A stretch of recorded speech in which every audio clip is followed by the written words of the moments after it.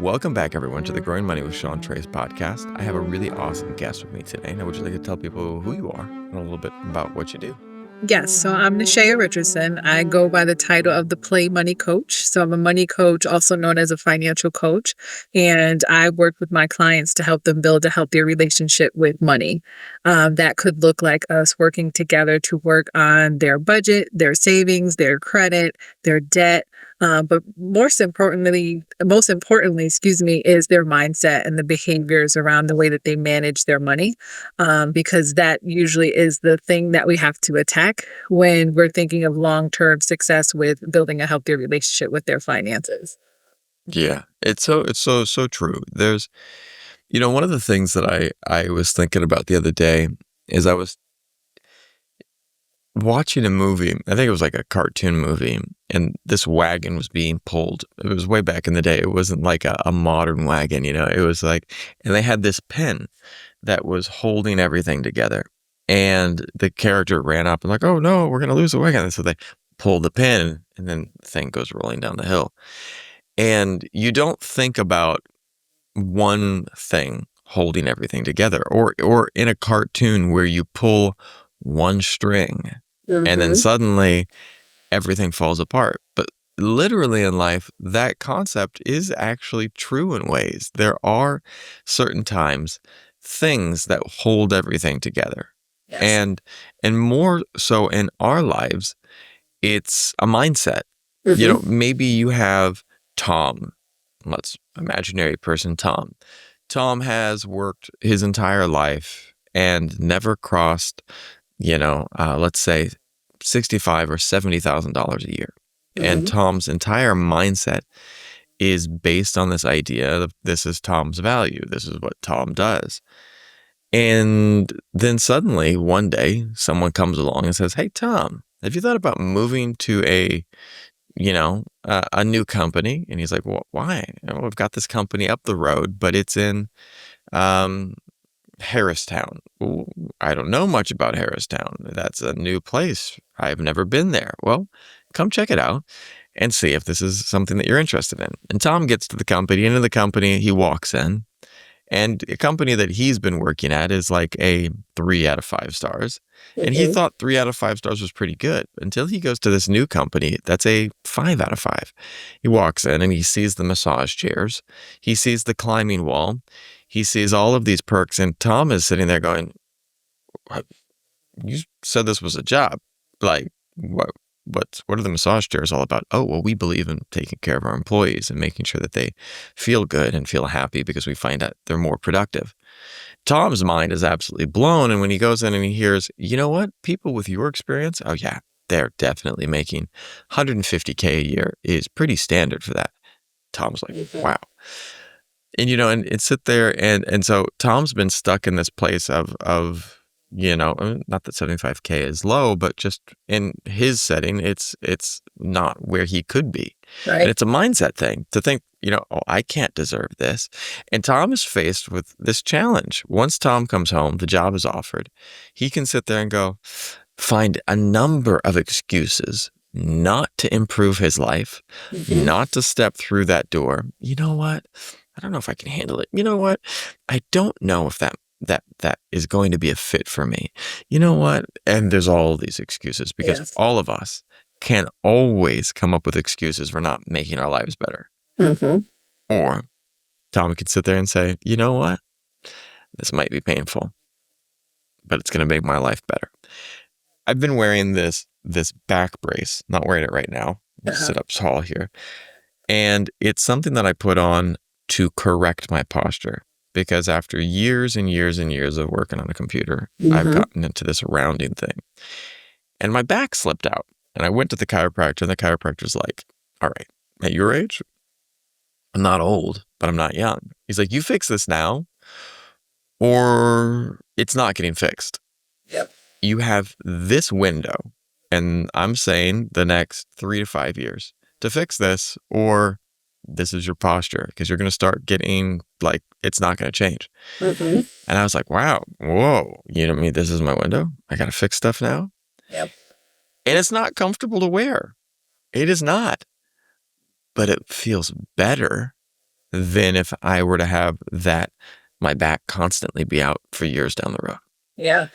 I So it's a love that. mindset thing. Yeah, and I love that example that you just shared because I've never explained it that way, but it's almost like, it's almost like when you experience something, like your mind can't go back to the old because you're constantly thinking about, oh, that other thing is actually over there and it's attainable. It's something that I can actually do. It's available to me. So how can I shrink my mind back to get to, to stay here and feel good about it? Because there's always going to be that thing playing in the back of your mind and say, yeah, but you have this $150,000 opportunity over here that you could really actually try. You don't have to stay here. So I love the way you explain that because that's so true. How did you start down this financial path? What was the thing that opened the door for you and got you going?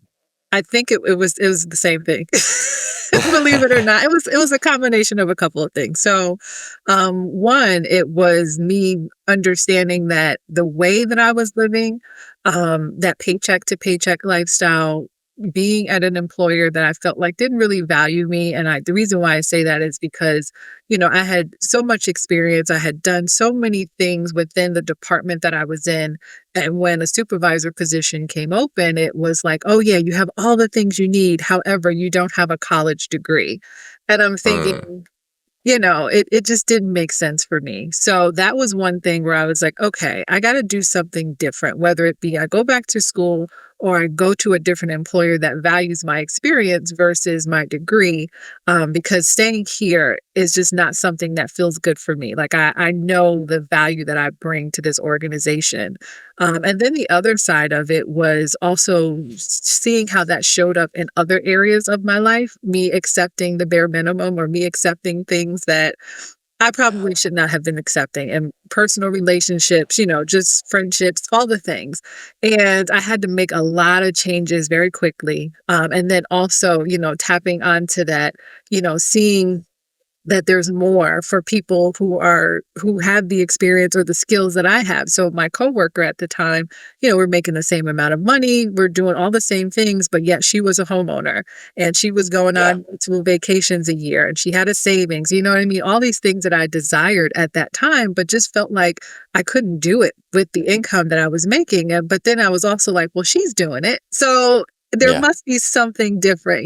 So I really had to have a moment with myself to say, okay, I don't want to live like this anymore. So I went to a different organization where there was leadership development, there was growth, there was opportunities to make more money that did not require a college degree.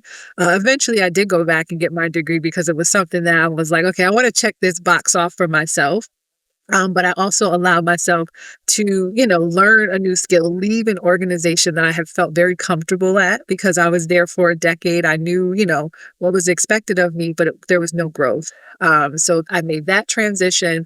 I also transitioned out of a very long-term relationship that, I was like, why am I here? I need to be doing something different. And then within that process, I became a homeowner. I went back to school, I got my degree, and that really changed everything for me to where I started living a completely different lifestyle. And then it also put me in spaces with different people who were doing different things with their money. So doing things that I had not been exposed to, such as investing, right? Just something as Yeah. simple as investing in my employer's retirement plan. Like for Right? me, that was like, I can't do that. But then other people are like, yeah, no, you do this and this is what's normal and this is how you allow yourself to retire and not stress about money, but then also open me up to different ways of making money through a business and, investing in things that's going to, compound my interest, give me passive income, just all the things. So that's how I got into the space because it started with my own journey. And then when I got to a space where I saw other people kind of struggling with the things that I was struggling with, I realized like, oh, I can actually help these people. And I really enjoy doing it. And now I can do this in a way that, is something that I'm passionate about, but it's also something that's really going to help a lot of other people get out of that mindset that, okay, this $70,000 is all that's available for me because there really is so much more. one of the biggest dangers I think in life is being comfortably miserable.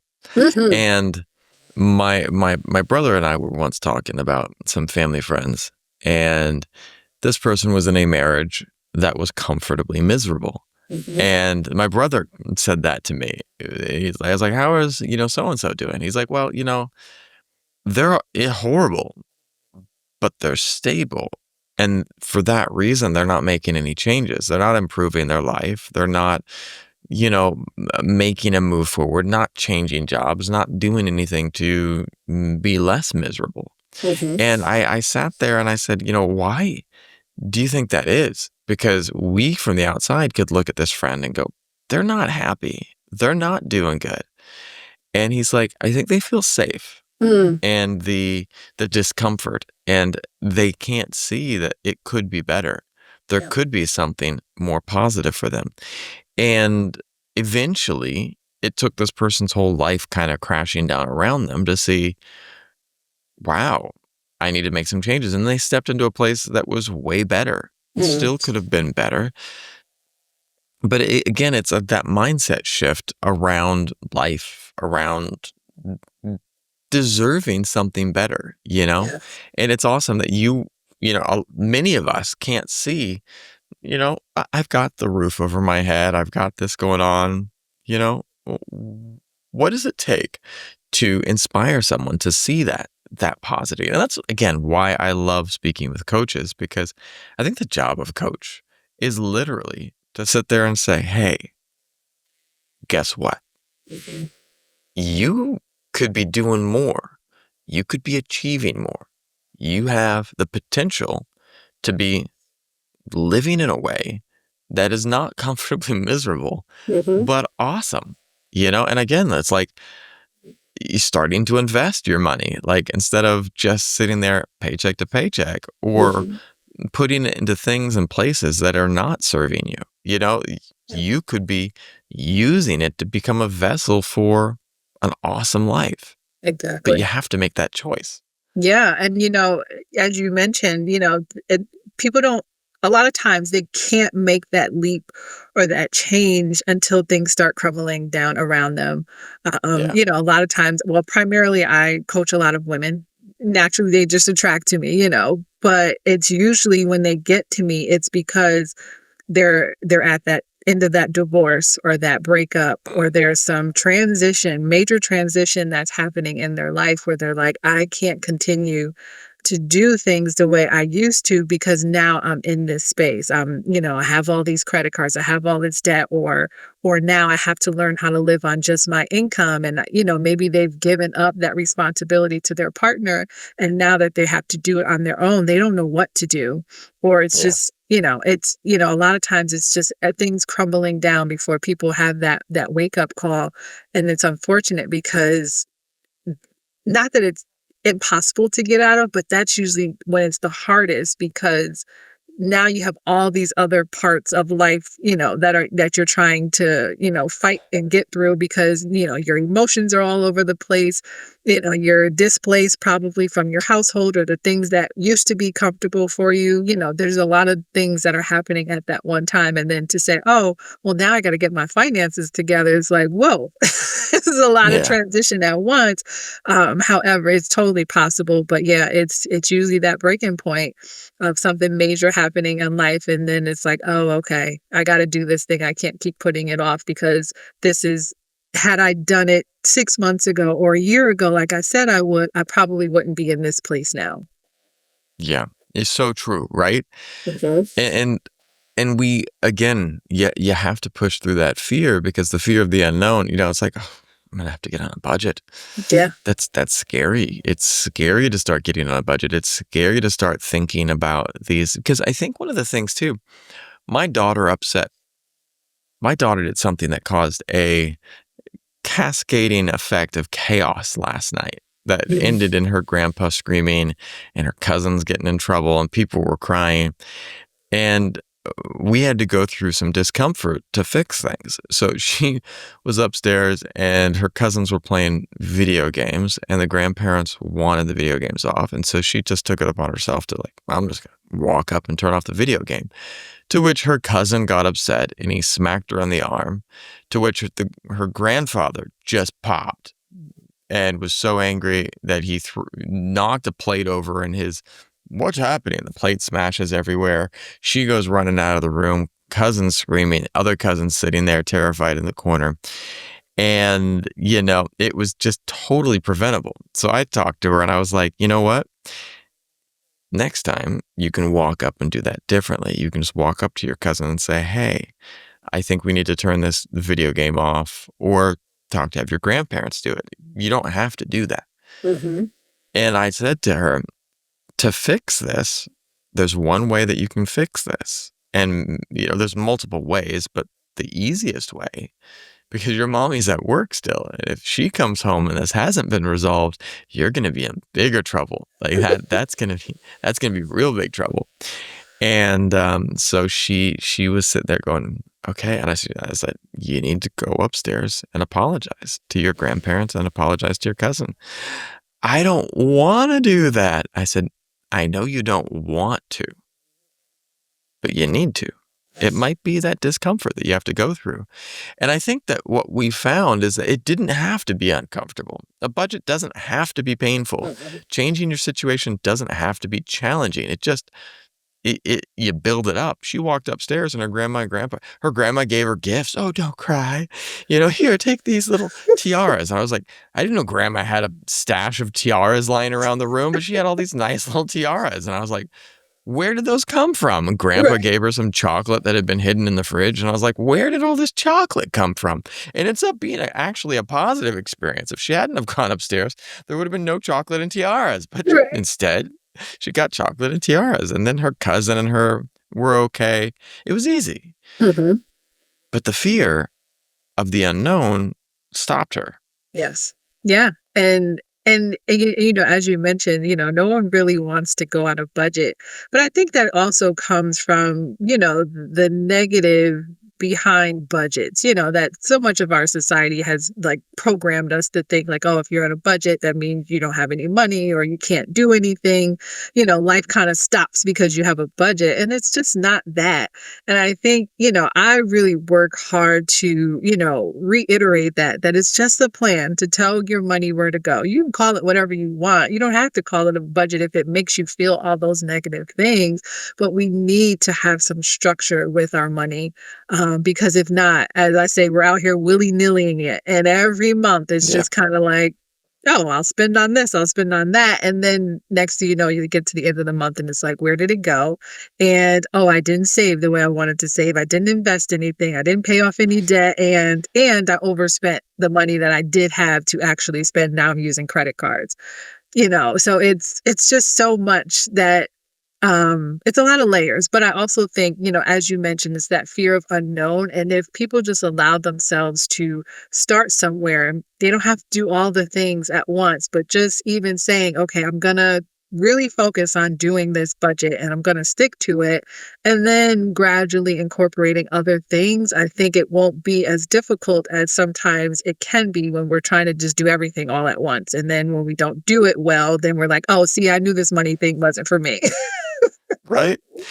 I was talking to my daughter and we were talking about money values. And one of the kids in her class bought all this new stuff. And my daughter's like, oh, I think I need to get all that too, because, they've got it, then I need to have it. And so we sat down. She loves playing Minecraft. So she was building a house and I was building a house right up next to her in Minecraft. And so she had one bed. She designed so well. She's such a great little artist. And I love her playing that game in creative mode because we just build stuff. And I was just like, I'll start something. And I'll be like, how would you design this house? How would you do this? And she's such a great little builder and loves it. So in my house, I put 25 beds. And excessive? Oh, yes. It was super excessive. And so I went up and I was like, let's look at your house. You only have 2 beds? What is that? And she's like, why would I need 25 beds? And I was like, well, all the cool kids have 25 beds. And she's like, really? I was like, yeah. And then finally she's like, I don't need 25 beds. And I said, exactly. You don't need the same markers that your friend needs. You don't need the same shoes or the same backpack.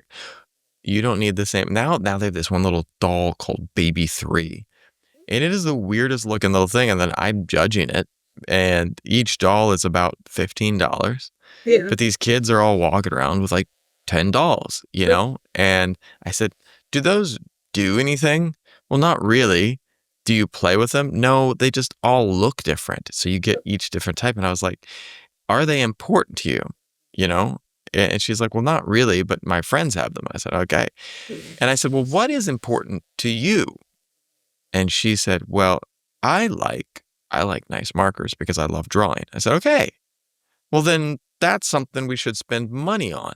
Yeah. But if we're going to spend money there, we have to be careful about what we spend money on in other places. And if you're buying all these baby threes, we're not going to have money for extra markers. You know, then baby three, you buy them, and then a week later, you don't play with it anymore." She says, Mhm. "I know."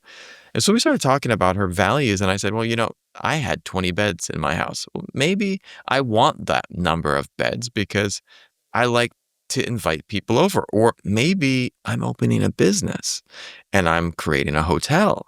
And then 20 beds are very useful because that's going to make me money." She's like, "Oh, I Nice. never thought about that."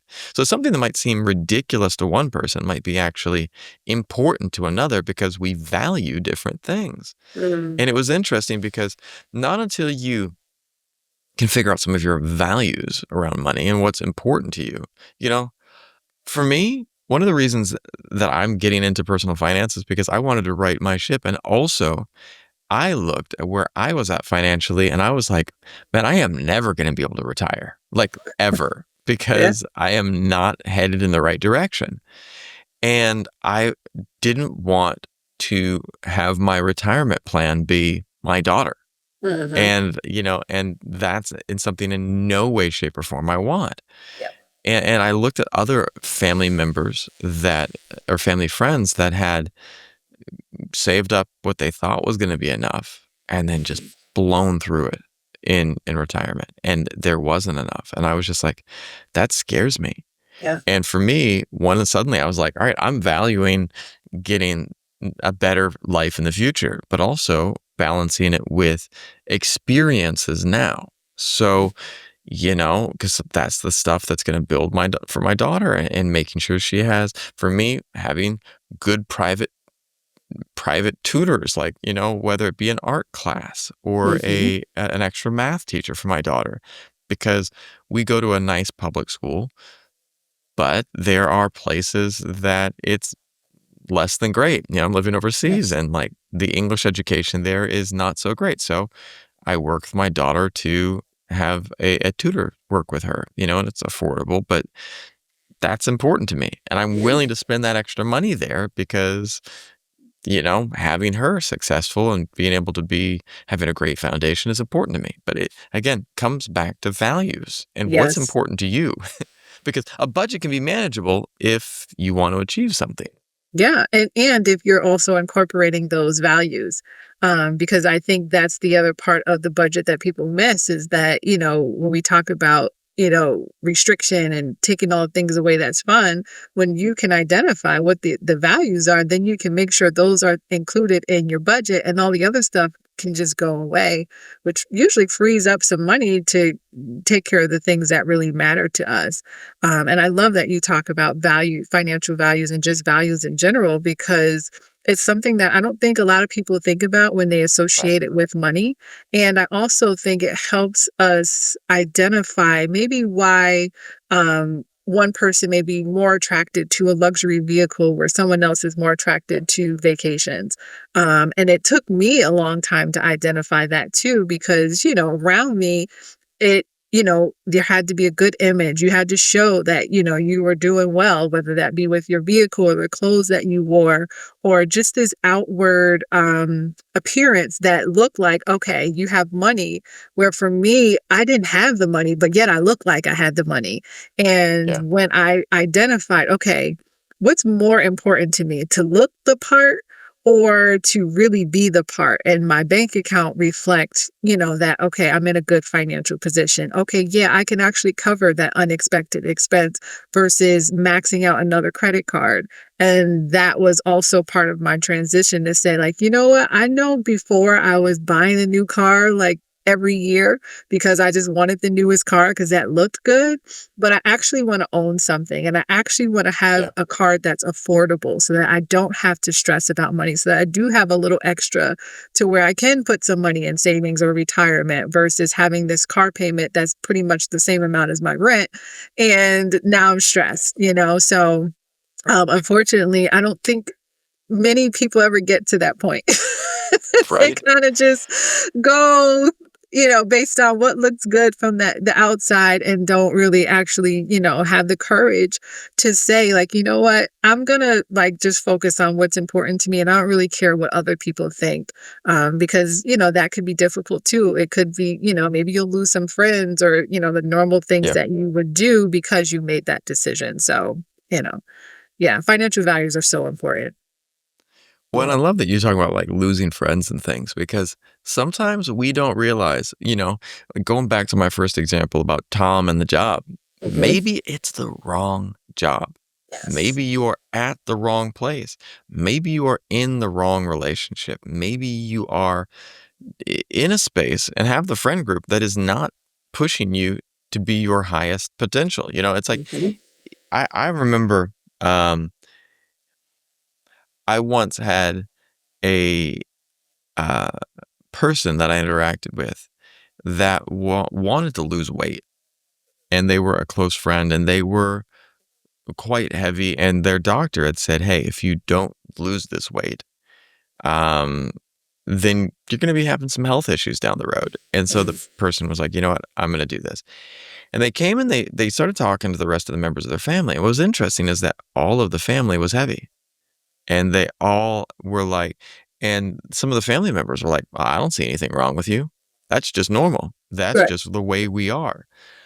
And this person said, "You know what? It might be the way we are, but it's not the way I want to be." And Mm. they changed their diet. They got on a fitness routine. And after 1 year, they had hit, I think, 90% of the fitness goals they had.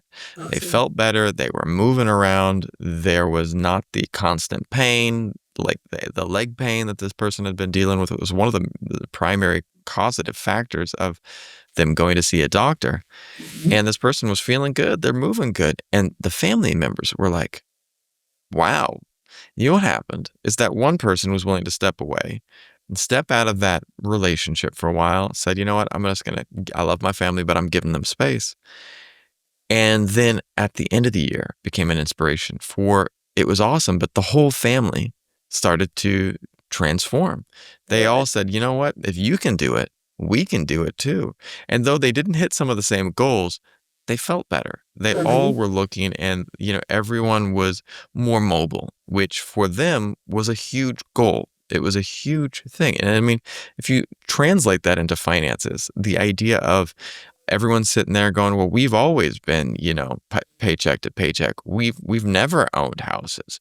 We've never achieved a degree. No one here goes to um, has finished an education or whatever it might be for Mhm. that family's thing. None of us has gotten I don't want to just say that it has to be an education, but none of us have gotten a trade certificate. None of us have gotten a career that pays well. Well, maybe you can. And it Yes. takes one person to show everyone that it's possible. And then, wow, if you did that, if I had a friend who's like, moved to Ohio, and in Ohio, there are all types of jobs and they pay this ridiculously high pay. And I'm like, really? Ohio? I don't know Right. anything about Ohio. Like, I know the kids, it's Gen Z's favorite word to say something is crazy right now, but one of my friends graduated school, moved to Ohio, opened up her business, and she's crushing it right now because the type of industry that she is in was not fairly represented in Ohio. And Mhm. now all of my friends who stayed in LA are scratching by because it's a super saturated market. And my friend that went to Ohio is absolutely crushing it. And it's like when you see that, not that everyone should move to Ohio, but I mean, if if it's the calling for you, then it's the calling for you. But there are places that you can step into it. But if you can see someone who's doing it, and again, coming back to finding a coach, find someone who's doing it. Find someone who can show you how you can be doing it and change your mindset. Yes. Yes. And that's why, for a long time, I shouldn't say a long time, but when I first started coaching, I had this as the infamous imposter syndrome, as they say. Right. But I think it was more so just, not understanding the value that I brought into the field. However, when I first started, it was like, well, who am I to coach other people? It's like I didn't go to school for finance. Like, I just know how to do this really well. And I got through it and now I'm in this space, right? Yeah, I just know how to do it really well. And I think that's something, and I'll speak primarily for women of color, is that we feel like we have to have all these degrees and certifications Right. to validate that we can do something really well. And it's just not, it doesn't need to be that way. But I think as a culture, it's something that we need to continue to work through. But even with that, like I was hesitant to really promote myself and, talk about the things that I did because I'm like, I don't have this finance degrees and these people over here are financial advisors and they have this and they have that. But then I've learned that I had my experience in itself put me like 10 steps ahead of someone who just had, book education.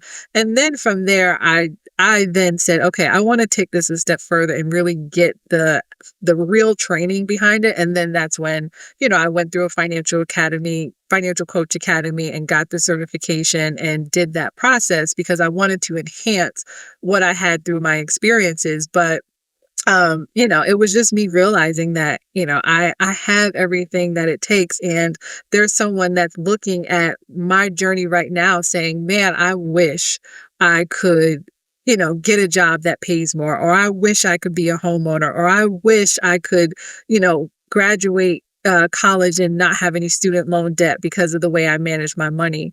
And I didn't see the value in that, but there's so much that comes with us doing the work and then showing up to show people like it's possible. I'm showing you how I did it. Now you just got to, have that moment where you're like, okay, I'm going to be the first person to make those changes and, start making that transition. I love that. And you got to just start. Yeah. Now, what are some of your favorite financial tips that you like to give people that come to see you? Uh, One of my favorite financial tips. Okay, let me think about this. So, this is Right? something I probably should have Loaded prepared. question. Yeah, right. Because I'm trying to think of all the things that I say. One of my big thing is boundaries. So I let them know their emergency is not your emergency. Um, Yes. and I feel that, a lot of the women that I work with, because they're that high achiever or high earner, they're usually that first one in the family to be in that position, get that $150,000 job. And then everyone's looking to them like, oh, they have it. Let me go ask them for money or, and then it throws off, their budget and things because they feel like they have to help. So that would be one. Their emergency is not your emergency. I would also say, which I feel like this is not necessarily my saying, but live below your means. Really focus on what's important to you versus what society has taught you is important. And then I would also say, identify, what your values are, and that which kind of goes along with what's important to you. And yeah, those are the things that can come to mind like right now. But the biggest one is really creating and setting those boundaries in our finances and being able to have those difficult conversations, even when, um, the no feels uncomfortable, but it's more so listening to what you're feeling in that moment. So if you're saying yes, but your body is telling you no, then you got to go with the no. We had, my wife had a friend named, we'll call him John. It's not his name, but I don't want to throw the real Yeah. John under the bus. John was horrible, is horrible still with money. Mm. Horrible. And John always would be like, calling my wife and saying, we just hit this. And he had been worked with her in the past, and he's exceptional at what he does. He's a musician, absolutely amazing, probably the best at what he does. Mhm. But John's horrible with money, like really, really, really bad. And John would call near a holiday, near some of it, and "Okay, V, can you help me out? Could you loan me X number of dollars because I need it. I need some help. I had this emergency come up." And one of the things that has started happening is that my wife's like, "Of course I'll help you." Okay. One time became two, two Mhm. became three, three became four. And then finally one day I said, "We got to talk about John, because John does this." And it wasn't until something happened. We went out to a dinner with John, Mhm. and everyone was there together, and John paid for the bill. But John also was ordering food like his paycheck, you know, or his pockets were super deep. Mm. He ordered, what was it? Some type of special ham from Spain. And instead of just getting slices off of this, he ordered the whole leg, Oh my of this goodness. ham. And it was, and I looked, and it was like, it had to be a $300 dish. And and then he was ordering this and that, this fine bottle of wine. And he's like, "Oh, I'm doing better financially right now. I wanted to pay you back for all the money you owed. I borrowed in the past." And I turned to my wife and I said, "Why doesn't he just pay you back then? Instead of Right. spending all this money on this over the top meal." And she's like, "Well, he wants to just express his gratitude. He said he'll get back to that." Well, it was interesting what happened after the meal. He never got back to that. And you know what happened a couple months later? He asked for money. He asked for money. That money that he had gotten himself into. And then finally I looked at my wife and I said, she's like, "Well, I don't feel bad for John, but I feel bad for his kids because Mm. he's got these two kids." And so she's like, "I don't give the money because John is John, but I worry about his kids having enough food, having enough this and that, because he's talking about not being able to pay for their schools. It's like they're in public schools, but they're still meal costs and things like that." And then I said, I turned to her and I said, "He's never going to learn. Mhm. This is not your responsibility. This is not, and I'm not trying to be mean, but it was like she had helped him 5 or 6 times, and there Mhm. was a certain point in time I said, "John needs to be cut off Yes. because now John is in this loop that he feels like, all right, I can get myself into trouble." And it's not that John was, really hurting and needed help. John was hurting and needed help, but John got himself there because he was spending, $1,000 on a meal that Right. wasn't needed. Mhm. And I see that in a lot of people's lives is like we have these people and they know our triggers. They know the things that will get us to help, Mhm. and for John, it was knowing how to talk. He would come in and just be like, everything. My wife's like, "You know what? I don't want to help." And then he'd be like, "Poor kids." He knew it. He knew how to milk it. Yep. And for her, finally, and because one day, we were dealing with our own financial stress, and she had 4 different people call to help in the same day. And I Wow. said, "V, they're doing this to you because you have poor boundaries with people. Mhm. You always want to help someone. And it's important to help if you can. But right Yes. now, we're not in a position to help. We're in a Mhm. position that we need to help ourselves. And, if you want to help, and if that's one of your money values, then that's great. But we have to budget for that. We have to set that up and we have to put aside that can be something that we set aside part of our budget, whether that be helping a charity or helping just random friends that are hitting a tough time. And that's okay Mhm. if that's important to you. Yep. But it's also important to sit there and say, you have to have those boundaries because if you just give, you know, you will run out of money. Mhm. And you won't. Yeah, you won't have it for yourself when you need it. Yep. And, ugh, gosh, everything you said was just like so spot on because it takes people, a fifth time and a sixth time to realize, like, wait a minute, this is a pattern here. And now I'm becoming pretty much their paycheck so that they can Yeah. cover their rent every month, where they're not learning anything. They're not, not changing anything because they know that that person will always be there to save them, or, be that backup plan. So it's like, well, why do I need to manage my money? Well, I'll just call V and she'll always help me. So Right. when you cut that off, or you say, okay, we got to do something different here, then they realize, like, oh, okay, I got to either make some changes or they just find a new person. Exactly. Because I told V, I said, all right, let's talk to John and say, John, you know what? We'll give you this money, but here's the caveat. You need to go see a financial planner. You need to talk to a professional who can help you get on a budget. If you do that, we'll introduce you to someone. You go to see them for a month and you don't have to pay us back for that money. Or have a hard date that they have to repay you, and chase them down, and Mhm. really make it uncomfortable for them. Yep. And when she was able to set a boundary, John went running to someone else. Mhm. He ran, and we heard from a friend, "Hey, you know what? John just came and asked me for money. Has he ever done that to you?" And we were like, "Yeah, you Yeah. shouldn't give it to him because John's just gonna, take from this person to give to that person." And it was Mhm. interesting because when she was able to set those firm boundaries, um, she had extra money for things that she wanted. And she's Yeah. like, "I didn't realize how much money was going to people that were asking for it." And I said, "It was a Mhm. lot, Yeah. you know?" But Yep. again, that you don't always see that boundaries. We don't always see it. I had this thing where I was coaching someone and I was talking to them about hanging up the telephones, that so many people have all these telephone lines that are open and we don't realize they're open. And we're talking to people and we're having some little type of, maybe a plug plugged in. You got this power line that's draining you. And then I went through this process of teaching people to unplug all the plugs that were plugged in, disconnect from people. That doesn't mean that you disconnect for them from forever, Yep. but for a time. You get that boundary, you get that. And what they were saying is that they were amazed at how much extra energy they had.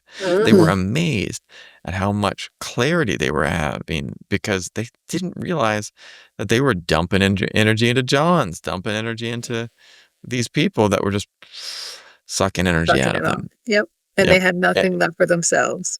100%. But you Yeah. have to set that boundary. How Yes. how can people have more effective financial boundaries with the little money vampires in their lives? I think, you've already touched on that, is, having those difficult conversations. It's difficult for both parties, Yeah. especially where the giver or where the person that wants to help, because then, kind of in the back of your mind, you're feeling like, oh man, what are they going to do? Or I have it, but I feel really bad about saying no because, I just can't keep doing it.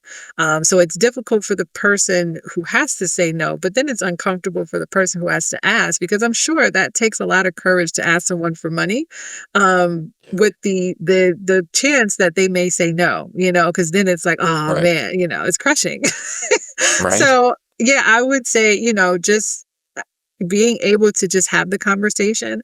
And I also feel like it gets easier over time. So the more you have to do it, then after a while, you're just like, all right, I can just tell people no and not have all the shame that comes along with it, or, feeling uncomfortable, because, we have the clarity of, okay, when I did this, when I was, lending to John, it was putting me in a bad financial space, and I no longer want to Yeah. be in that space. And it felt really good for me to, set that boundary, take control, and focus on the things that matter to me. And then we kind of sit in that good feeling, as opposed to the other side of it where we couldn't necessarily say no even though we wanted to. So I think just, after a while of that practice of just, setting the boundary, it becomes easier. And then, it just becomes part of where now, where people start the conversation, you can already just say, no, I don't know money, or, I can do it one time, but for the next time, this is what you need to do, type thing, where you're kind of having a different conversation, if people do reach out to you once you've kind of built up that muscle. Right. I love that. Because if you don't start, then it's going to continue forever, and it's like Mhm. whether, and maybe, one of the things with boundaries too is maybe you're not the person who's loaning. Maybe you've been that person who's asking, Yeah. and at some point in time, you got to have that wake up call to say, all right, it's time to make a change. Time to Mhm. make a change. Yeah. If you could go back in time and give your younger self some financial advice, what financial advice would you give your younger self? I would say, ooh, um, the first thing would probably be, oh gosh, okay. Let me think of all the things. All right, I'll just say all the things, and I just won't really think about it too too much. So the first thing I would say is go ahead and invest in that 403b. Um, that was one thing where I could have done it, but because I felt like I needed every single dollar, I was like, okay, stop. Don't invest in retirement. I need all that in my paycheck. Where I could have easily made it through, my life without, too much stress. So investing early. I would also say continuing school. So I did a Mm, gap year after high school, and then I went to community college, and then I did a couple of semesters, and then I just started working, and I stopped going to school, started working, and I didn't go back to school until I was in my 30s. Um, One, I think it was good though that I did it that way because I was more clear about what I wanted to do and more focused on school. yeah, So I'm glad I did it the way I did it. However, I would have had different experiences had I stayed in school and just finished that process out. And I think it also would have set me up for better paying jobs yeah, and more opportunities. I would also say build the relationships because those relationships are going to put you in spaces of opportunities that will allow you to make more money. yeah, Um, and I never saw the value of relationships until, probably the last 5 years, and, you know, so yeah. But yeah, and then I would also say, save, don't max out that first credit card that you get right, that they give to college students. right. It was, yeah. And then I would also say, you can't buy love because that Oh was yeah, that was my big thing. I'll buy these things and they'll stay or they'll keep coming back to me because I'm buying all these things, but then it put me in a lot of bad financial spaces. So yeah, so you can't buy love. So I would say those would be my things. love that. Well, one of the things there that you tapped on was that so often we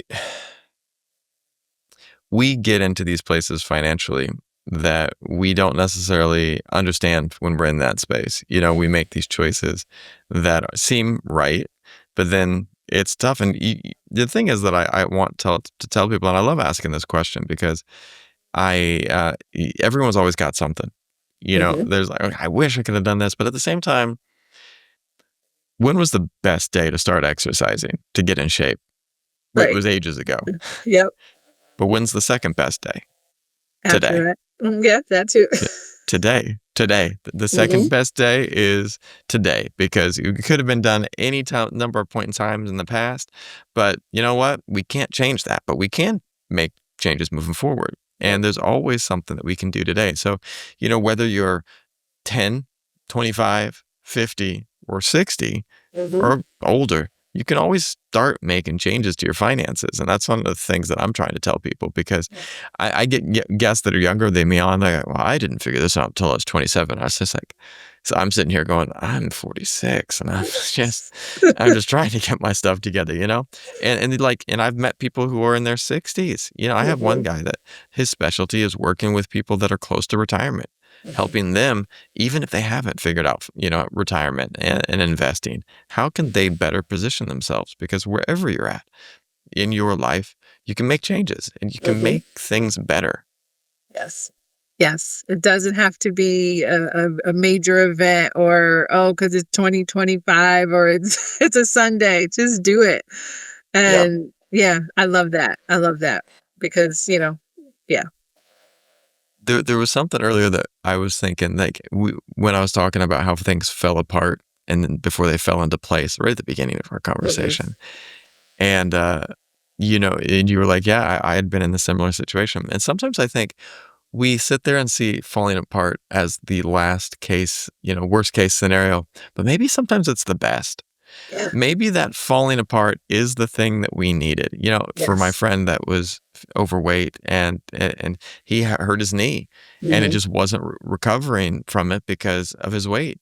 Yep. So, hurting the knee was a worst case scenario, but actually it was the best case scenario for his whole life Mhm. because it was the thing that allowed him to go. If he had have never hurt his knee, he might have just kept going until he had a massive heart attack and Yep. died, Yep. but instead he changed things up and was like, you know what? This thing that was in discomfort, that was uncomfortable is actually the thing that's going to save my life. Yeah, you're absolutely right. And, when you think about it that way, I'm sure we all can say, oh, yeah, that thing was very uncomfortable in that moment. But this is how I ended up where I am now, which is in a really great space. So, yeah, when you think about it that way, it's very true because had I not been, turned away for that promotion, I probably would have just still been at that organization, just, Right. doing what was comfortable. Right. Yep. How can people find you? How can people look you up if they want to connect with you? Yeah, so LinkedIn is my playground right now. You can find me by my first and last name, Nishaea Richardson. You can also find me on my website, which is she'sthebudgetguru.com. So that's how I started out, and then I kind of transitioned into Wealth Phenom LLC. But yeah, she'sthebudgetguru.com. You can find me on there, but primarily LinkedIn is where I'm at daily on a daily basis, and you can direct message me, and we can chat there.